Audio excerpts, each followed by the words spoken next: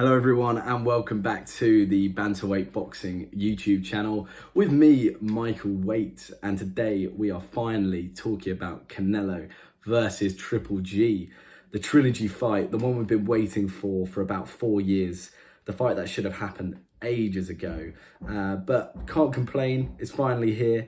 Although if you're in America and you're paying those pay-per-view prices, you might be complaining a little bit. I think it's roughly about 90 quid or $80 or something like that. It's ludicrous. It's a good fight, but you know, it's not the fight it was. $80, bloody hell. And you still got to pay for it if you've got a subscription to DAZN. So disappointed in that, but I will not be paying for this fight. I probably won't be getting up for it, but I will watch the highlights tomorrow or watch the fight fully tomorrow. But anyway, let's talk about the fight. I think with this one, you've got to start by looking at the previous fights because it's a trilogy fight. So you've got to look at the first and second one. First fight, for me, I think Golovkin won that fight pretty clearly. It was close, but I definitely thought Golovkin won that fight. I think he was the aggressor, was backing Canelo up and landed more of the shots. And I think he was the winner there. Unfortunately, now in boxing, we've got this stupid,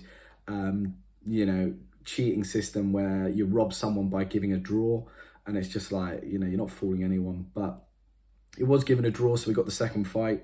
That fight, I think, was a draw. Canelo impressed me in that second fight. That's one thing I love about Canelo is he takes something from every fight he has. Every opponent he fights, he takes something. When he fought Floyd, took that defensive attribute, slipping shots. When he fought Golovkin, he took a little bit of that chin, a little bit of that, able to stand and trade. And we saw that in the second fight with Golovkin.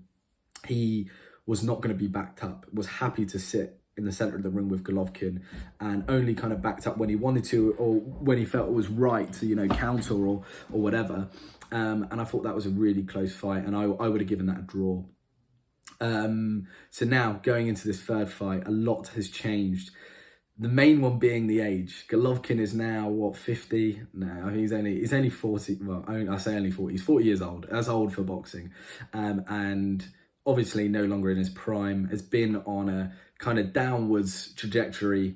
Not to say he's looked bad. Still Golovkin, he's still, when you've been a fighter at that level, you never lose it. But there has been, you can see chinks in his armor. He's not the same fighter. But Canelo has been on a completely different trajectory. God, I'm struggling to say that. Been on a completely different trajectory. Improved after every fight. Fought some tough opponents. And cleared out his division. Beating likes of Saunders. What's his name? Plant.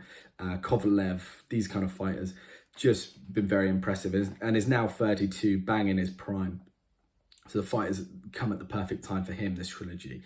The age is going to play a big factor. There's one thing you can't change in boxing, or one thing you can't train is your age. You can get better defensively as Golovkin has, but physically the body is in decline. So that will play a factor in this fight. The other thing to consider is obviously the weight. Who does that favour at 168? It's hard to say. I'd say it favours Canelo overall because he's been fighting at that weight consistently. As you know, the names I just listed, most of those were at 168, and has never really gone back to 160, and looks incredible at 168. He's still fast, still quick hands, but he can bang on another level at 168. Pause. Not in a weird. Oh god. Let's move on. Can bang at 168. Golovkin, on the other hand, he is a 160 fighter, and he has fought that all his career. The only thing that could favour Golovkin is, as he's gotten older, it's harder to cut the weight. So fighting at 168 might be nicer for him in that sense because he doesn't have to have that grueling camp of cutting weight. And he could even, be stronger at 168. He's still, physically still quite a big guy. So it's not, I don't think it's going to impact the fight massively, the fight being at 168. You've got to consider probably the other factor is the mental side. Canelo obviously having the official win over Golovkin is quite a big factor. You know, to say you've beaten that opponent, you're going to have that kind of mental strength there. But then saying that Canelo has just come off a loss against Bivol, and Golovkin has just won his last fight against Murata. So in terms of momentum, that might play a role. Although Canelo has been on a crazy run, and the Bivol was probably him just biting off a little bit more than he can chew. And there's no kind of embarrassment or anything like that about losing to Bivol. You know, he's one of the best at his weight, which is a higher weight class than Canelo. But I keep going back and forth, because then again, what it does do, losing that fight, is it's taken that immortality away from Canelo. That kind of, you know, undefeated, the fighter you just cannot beat. It does remove that from Canelo, because at one stage, you know, well before that Bivol fight, you thought he could fight anyone and give them a good fight. I thought you could get him in with Tyson Fury, and he might have a chance. He was that good, but Bivol has humbled him quite significantly, and shown, you know, he is still human. But even the mental side, I think just for beating Golovkin, I think you've got to say Canelo's still got the upper hand. Obviously, I've just spoken about Canelo's last fight. That was against Bivol. Looking at Golovkin's last couple of fights, as I said earlier, you can see the deterioration. Murata is a good fighter, but if he was fighting Golovkin in his prime, it would be a different story. It would not have been as close as that fight actually was. And Golovkin had to dig deep for that fight. In the later rounds, he had to dig deep.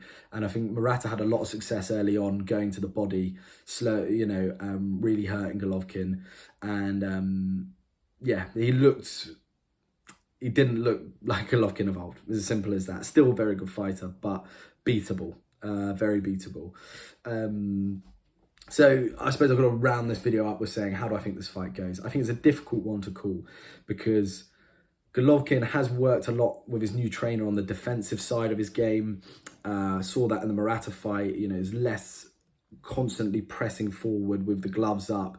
There's a little bit more defensive attributes in there. But then when you're in a big fight like this against Canelo, you're going to revert to what you know. And what he knew with Abel Sanchez is he is a pressure fighter. He is someone who's going to walk the opponent down. So I think Golovkin has no choice but reverting back to that. But then saying that, Canelo has shown in the second fight that he is not scared to do that either. And he will meet Golovkin at the centre of the ring. And my fear is Canelo now has been sharing the ring with some big punchers and strong guys, physically bigger than him. So I don't think he's going to be intimidated by Golovkin in the centre of the ring. I think he'll be able to take his shots and bang, even probably, bang pretty hard back. And I just think that Canelo has a bit more in his locker in terms of boxing attributes now, in terms of the kind of technical game that he can revert to when he needs to. I think he can stand and trade with Golovkin when he wants, but also if he wants to, move out and return back to his boxing skills, using the jab, etc. like that, I think he will still do a number on Golovkin. So I am siding with Canelo to win this fight. I don't think either of the fighters will get knocked out in this. I think they spent too much time in the ring with each other to know how to survive and how to make it to that 12 rounds.